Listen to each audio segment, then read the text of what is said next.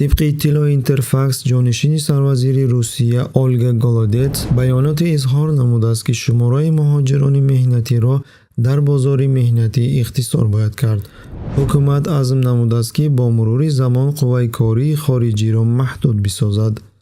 با گفته گولودتس در سال 2015 شماره مهاجرانی که در ساحه مسافرکشی کار و فعالیت می‌کردند از 50% به 28% و در ساحه تجارت از 25% به 15% کاهش یافته است. ماه نوامبر سال 2017 حکومت روسیه کواتا برای زیستن موقتی مهاجران را در سال 2018 به مقدار 90,360 اجازت مقرر نموده بود که این به 19,800 اجازت نسبت به سال گذشته کم می باشد. کمی پیش وزارت مهنت به مقدار 140,423 اجازت برای کار و فعالیت تکلیف کرده بود. این نسبت به سال 2017 20% کم می باشد.